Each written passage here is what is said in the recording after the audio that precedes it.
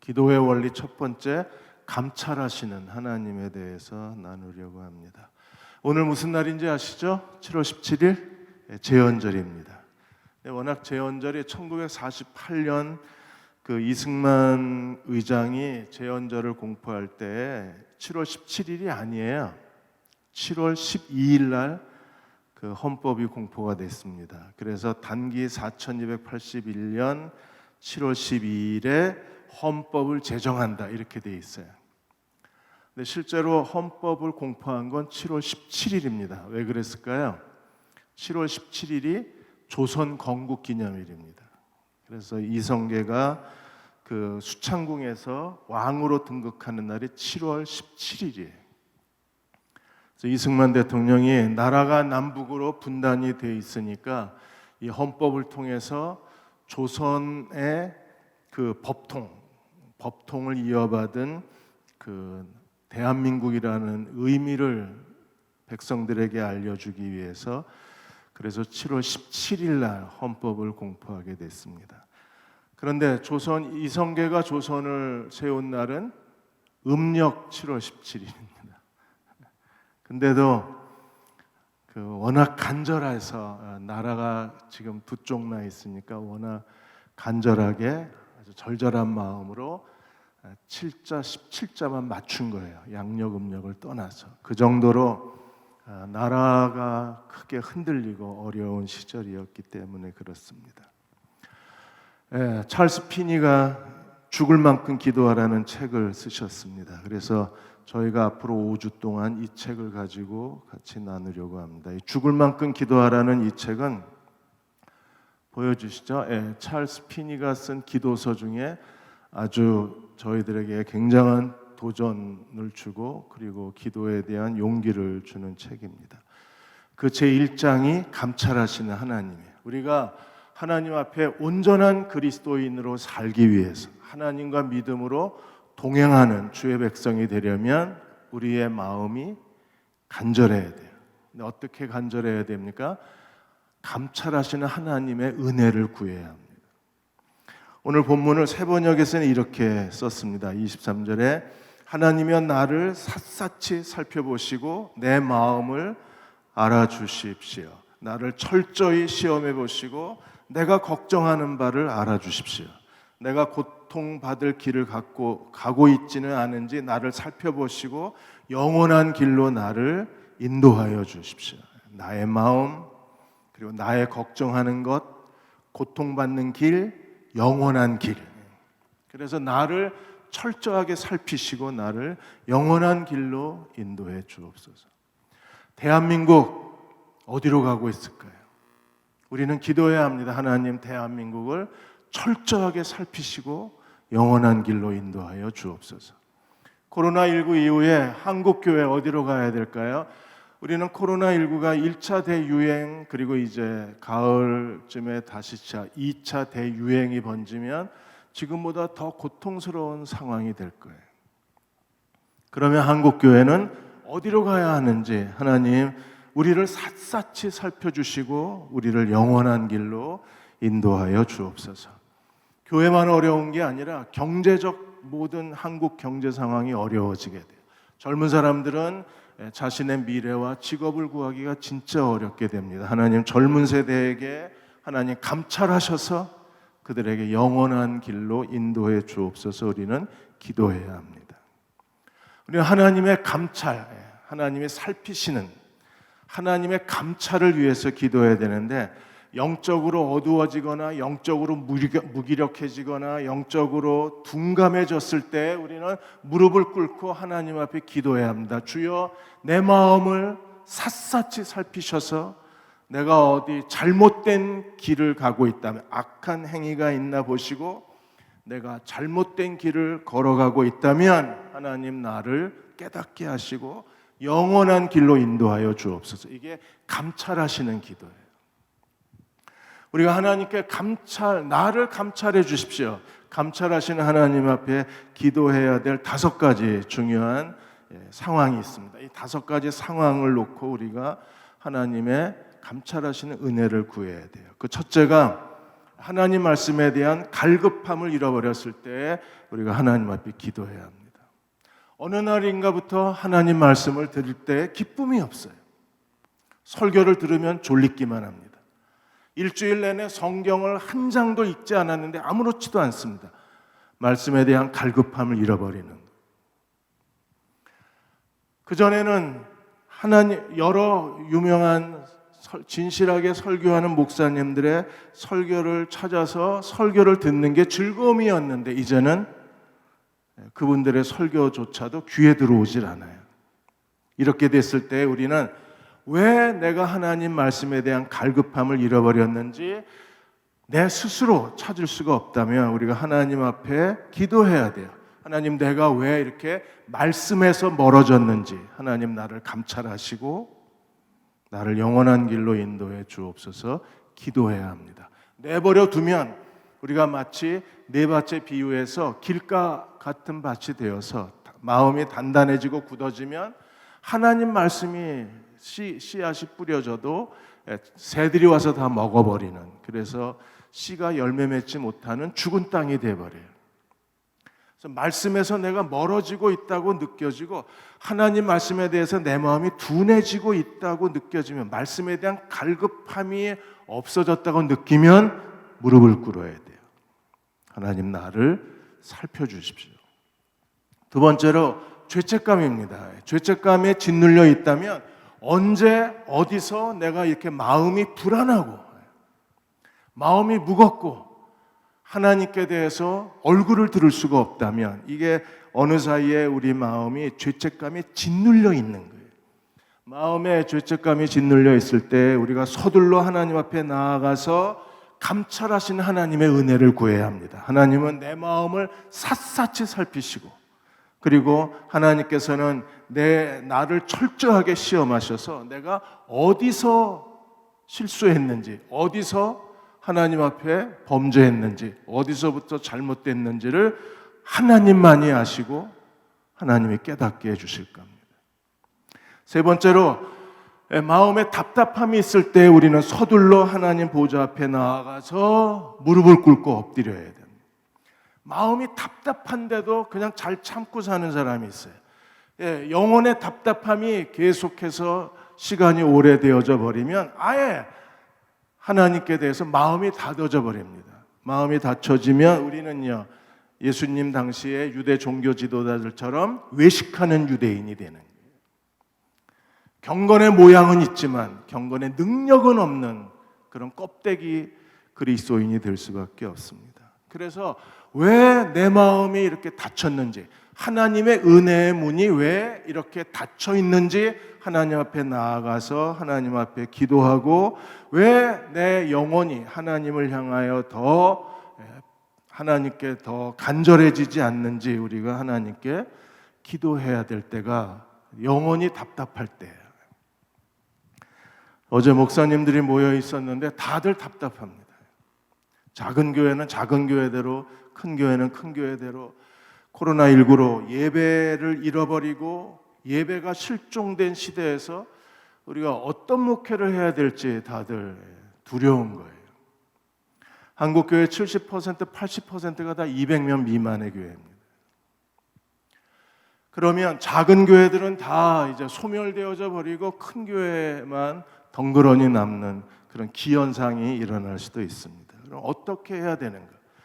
만일에 코로나19가 2차 유행이 덮치면, 그나마 우리가 교회에서 예배 드릴 수도 없는 상황이 되면 그 다음에 어떻게 할 건가요? 그래서 제가 목사님들한테 지금 성경에서 목회 여러 가지 모델들을 다 지금 그 목회 현장에서 그것을 다 프로그램으로 만들어서 플래닝하고 그걸 성취한 거예요. 셀교회는 초대교회에 내 집에 있는 교회를 모델로 했어요. 그래서 성전과 집에서, 교회에서 예배드리고 집에서 셀 모임으로 목장으로 모여서 거기서 말씀을 나누고 목양이 이루어지게 한 것이 사도행전의 성전과 집의 모델이 셀교회입니다. 목장 목회입니다. 그래서 제가 목사님들한테 회당 제도로 돌아가야 된다. 회당은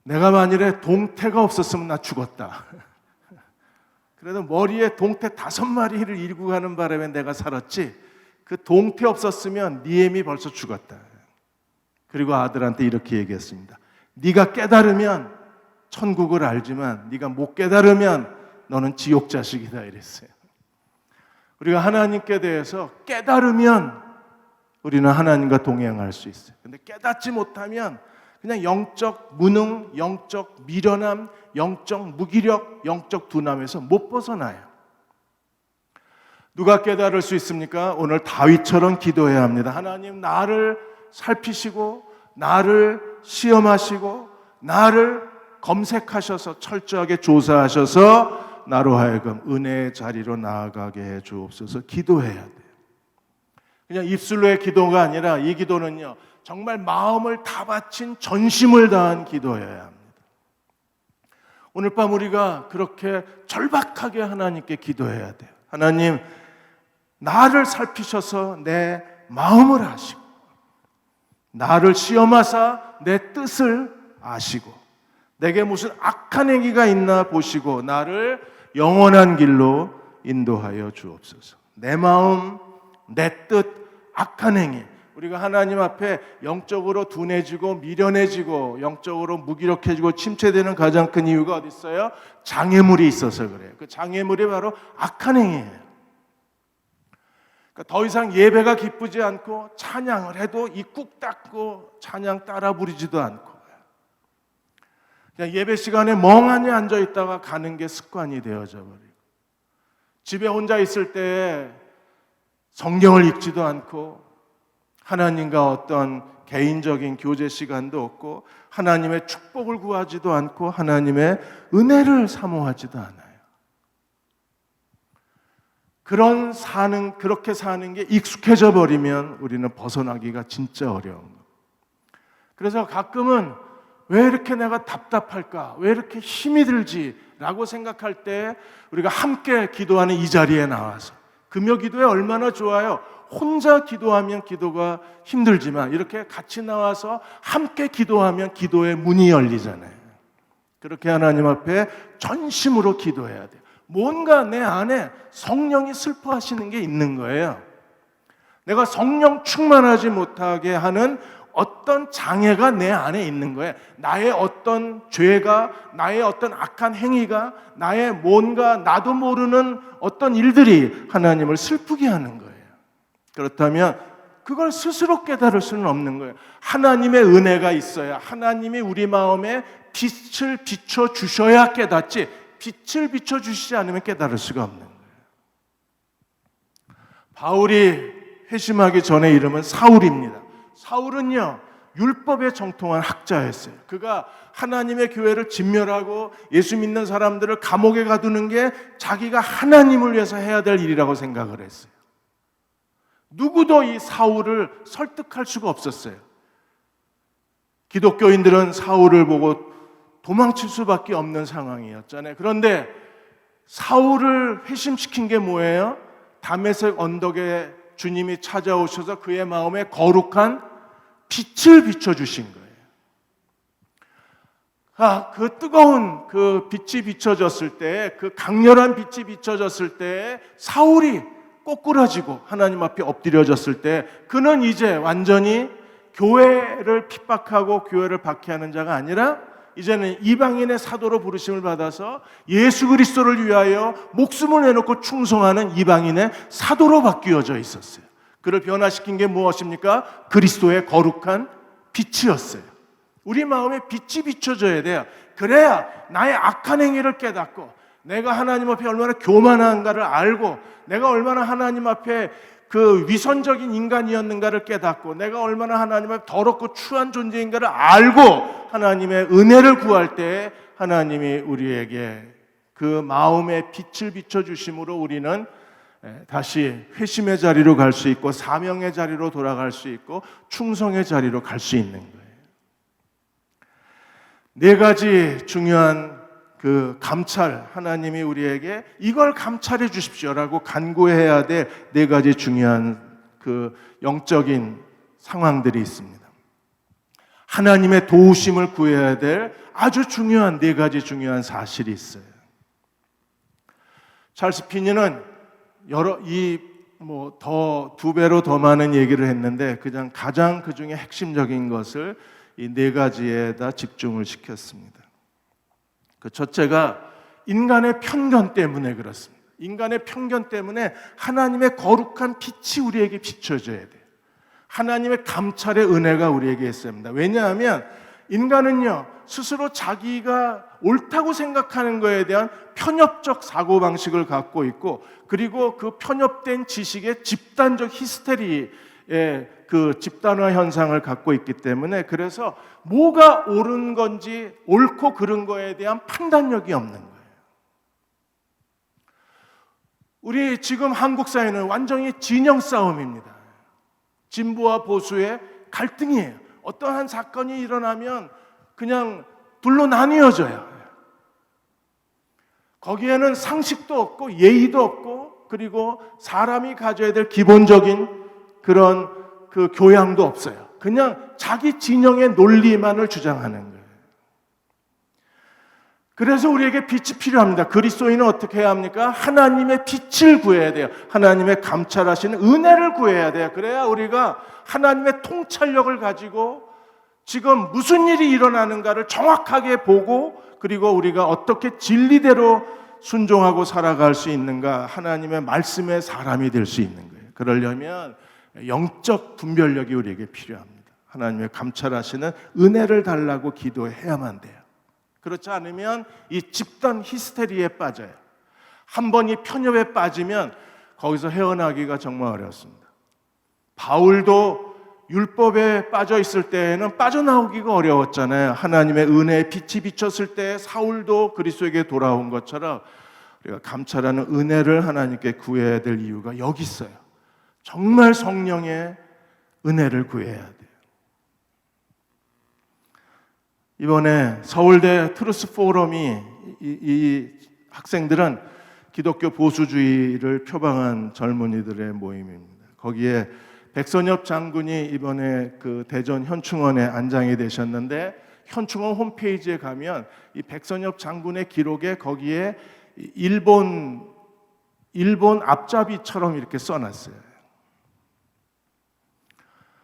그러니까 국민들이 볼 때에는 국가가 이 백선엽 장군에 대해서 마치 일본의 앞잡이로 그렇게 행동했던 사람처럼 묘사를 하고 있는 거에 대해서 이번에 서울대 트루스 포럼이 그건 아니다라고 하는 사실을 밝힌 거예요. 젊은 이 트루스 포럼에서 이렇게 질문했습니다. 백선엽 장군이 그 1943년도에 간도 특설대 활동을 문제 삼아서 독립군을 죽인 사람이라고 그렇게 말하는데, 그 당시에 간도 지역의 독립군이 누구냐, 그걸 국가가 설명해 달라 그랬어요. 1943년도에 거기에 간도 만주 지역에 있었던 독립군이 누구냐, 그 독립군을 설명해 달라 그랬어요. 그 독립군들이 누구였을까요? 그 공산주의를 표방한 사람들이 공산주의 이론을 앞세우면서 그쪽에 있는 민간인들의 만행을 저지른 사람들은 그 당시에 그 독립운동을 빙자했던 공산주의자들이었어요.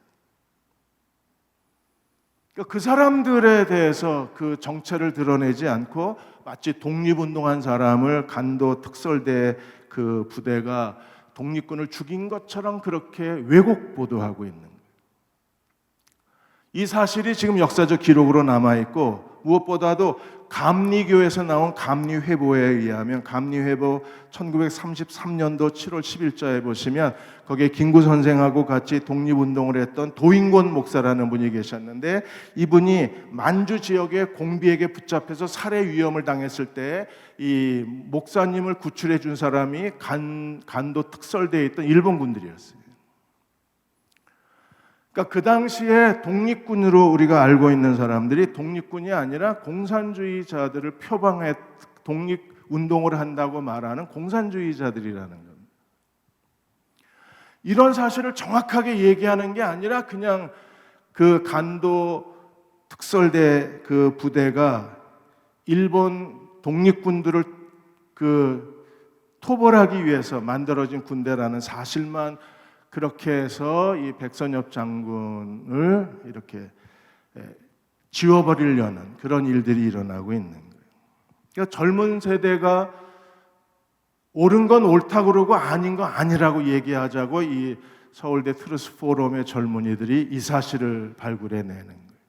그리고 간도 만주 지역의 독립군은 1921년도에 소련군이 이미 그 독립군을 토벌을 해서 그 당시에 1943년도 그 당시에는 거의 독립군이 조직이 와해돼서 없었어요. 근데 앞뒤 다 잘라놓고 그냥 독립군을 죽인 그 사람이기 때문에 그래서 이 사람은 국가에서 애도를 표할 필요가 없다고 얘기하는 거예요. 이게 진영 논리잖아요. 그럼 사람들은 그냥 그 사실만 받아들여서 그것만 주장해요. 일본군 앞잡이라고. 그분 때문에 어떻게 6.25 전쟁에서 우리가 승리를 하고 그리고 미국의 그 장성들이 이분을 왜 존경하는지에 대한 것들은 다 말하지 않고 한쪽 얘기만 하는 거잖아요. 교회인들도 마찬가지입니다. 우리는 양쪽 얘기를 다 듣고 그리고 지식의 중용의 자리에 서고 그래서 가장 현명한 지식을 가져야 되는데 우리도 휩쓸려요. 편협에 휩싸여서 서로 자기의 논리가 아니라 진영의 논리를 자기 논리처럼 얘기하는 거예요.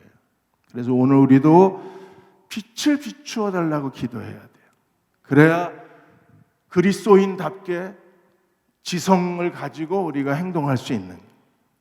두 번째로 감정이 우리의 눈을 어둡게 만듭니다. 그래서 영적 침체에 빠지게 되는 거예요. 인간관계가 정말 두렵습니다. 인간관계에서의 그런 시험과 학대와 분노와 갈등이 우리의 눈을 멀게 하고 우리로 하여금 영적 어두움에 빠지게 만드는 거예요.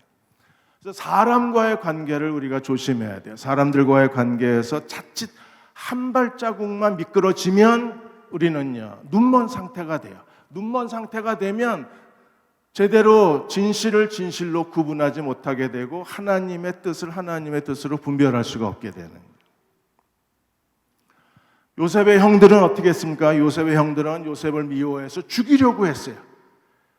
하나님이 오히려 그들의 행동을 선으로 바꾸셨기 때문에 그래서 하나님이 요셉을 형들의 미움이 오히려 하나님이 요셉을 영원한 길로 인도하시는 하나님의 인도하심이 됐어요.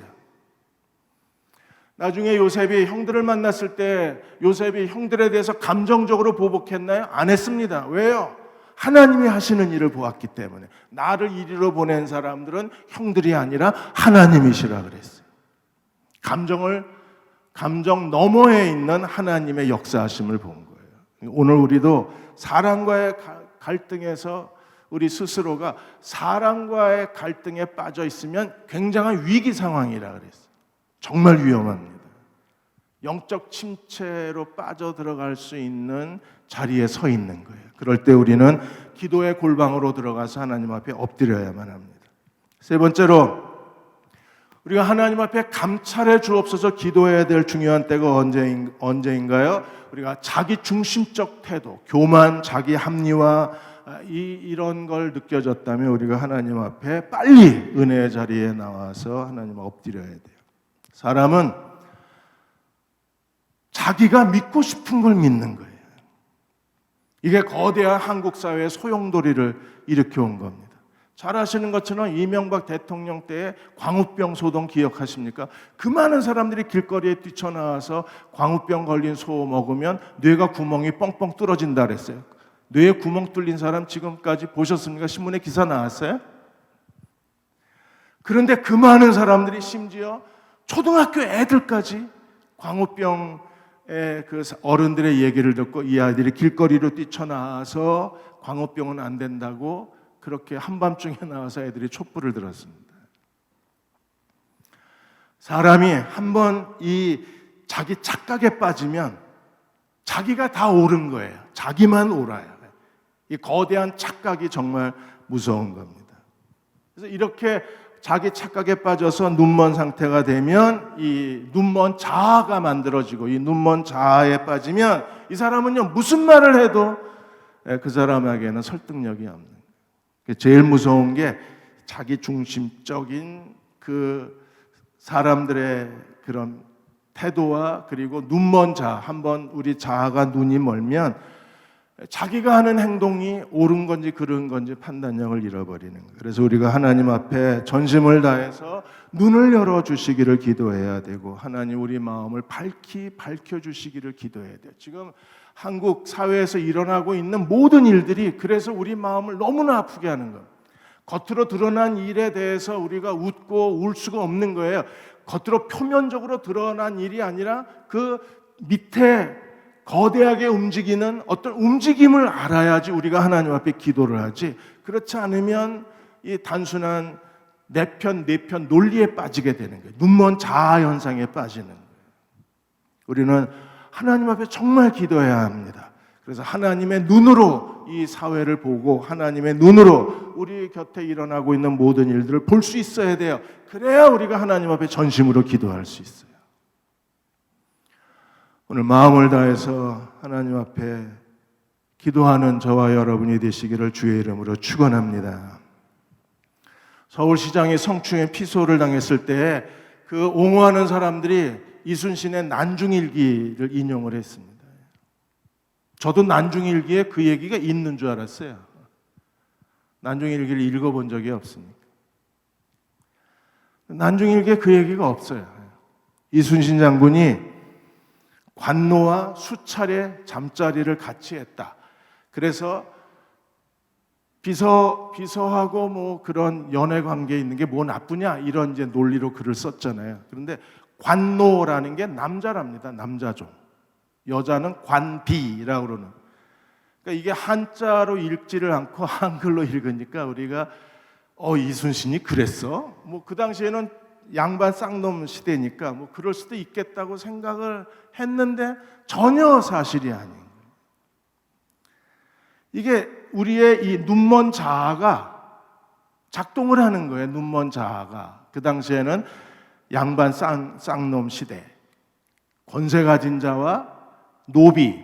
그러면 당연히 노비는요, 자기 주인에게 봉사해야 될 의무가 있는 거죠. 근데 기분 나쁜 건 그런 비서가 권세 있는 자에게 그런 뭐 잠자리까지 해줘야 될 봉사의 의무가 있냐, 이거에 대해서 우리가 분노를 했지, 이순신 그 이야기를 진짜로 받아들였는데 아닌 거예요. 관노는 남자종입니다. 그래서 1597년 4월 21일자 난중일기에 이순신 장군이 그 날이 저물어서 관노의 집에서 하룻밤을 유숙했다. 유숙했다는 건 잠자리를 가졌다는 게 아니에요. 그냥 가서 잤다는 거지. 깜짝 속았습니다. 눈먼 자아가 그 사실을 그냥 아무렇지도 않게 의심 없이 받아들인 거예요. 또 뭐 달빛 소나타 노래를 부르셨던 여검사가 마이크로소프트 창업자 빌 게이츠가 여비서 멜린다와 결혼했다.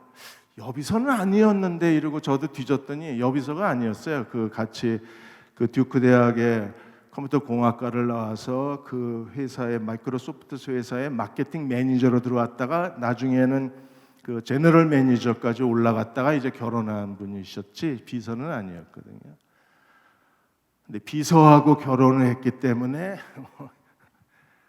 비서하고 그런 관계여도 상관없다. 이런 식으로 옹호를 하는 걸 저는요, 젊은 애들이 그 사실을 동조하는 게 너무 마음 아픈 거예요.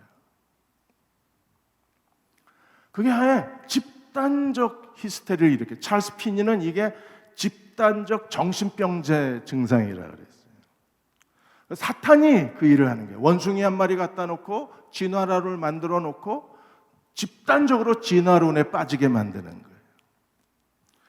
우리가 하나님의 거룩한 빛이 비춰야 하나님이 인간을 창조하셨다는 걸 믿지, 그렇지 않으면요, 인간이 진화했다는 걸 과학적 이론을 가지고 있기 때문에 우리는 진화론을 믿을 수밖에 없는 거예요. 그러나 빛이 비치면 하나님이 인간을 창조하셨다는 걸 믿을 수 있어요.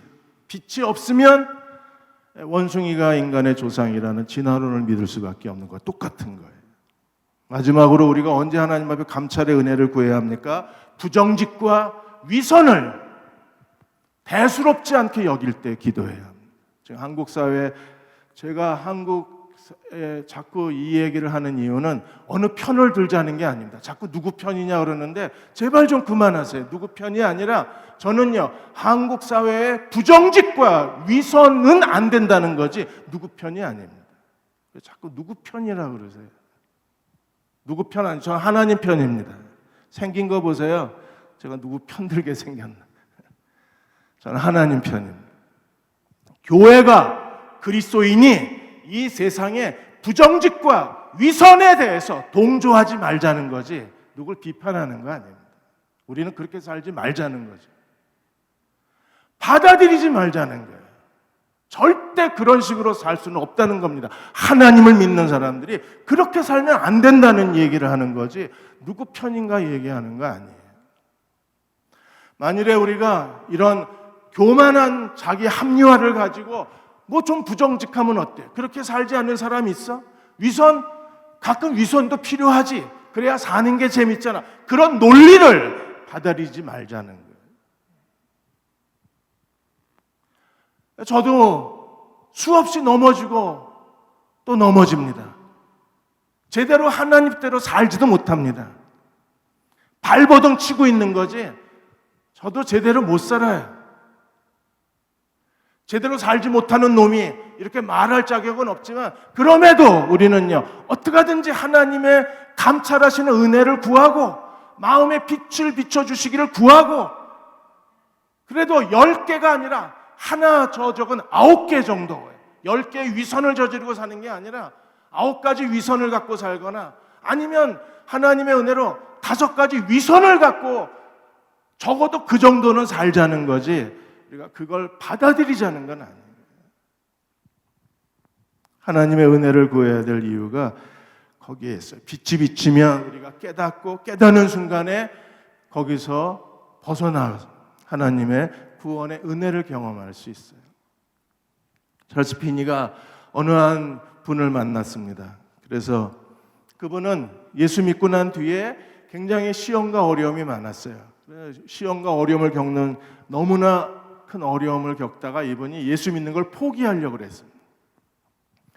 근데 그분이 어려움을 겪는 가장 중요한 이유는 그 여자분의 성격 때문에 그랬어요. 그 성격 때문에 사람들하고 관계가 자꾸 깨지고 가족들하고 관계가 안 좋아지면서 자기가 스스로 어려움을 만든 거지 하나님이 어려움을 주신 건 아니었어요. 워낙 성격이 거칠어서 사람들이 싫어하는 거예요. 근데 본인만 몰라요. 왜요? 빛이 안 비치면 몰라요, 우리도. 자기를 객관적으로 볼 수 있는 은혜가 없는 거예요. 다 자기만 다 괜찮은 줄 알아요. 자기만 하나님 앞에 잘 살고 있는 줄 아는 거예요. 객관성이 없는 거예요. 그러다 어느 날 이 부인이 집에서 남편하고 가족들하고 예배를 드리는데 남편이 요한복음 16장 33절을 읽은 거예요. 너희로 내 안에서 평안을 누리게 하려 함이라. 내가 세상을 이기었노라 하는 순간에 눈이 열렸어요. 그리고 자기가 얼마나 사람들에게 싫어하는 성품을 가진 사람인가를 아마 깨달았던 것 같아요. 깨달으면 벗어나는 거예요.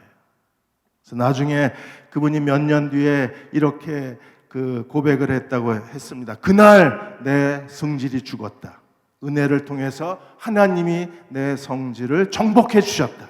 나는 승리를 거두었다. 그리고 그날 이후로 한 번도 내 성질이 나타나지 않았다.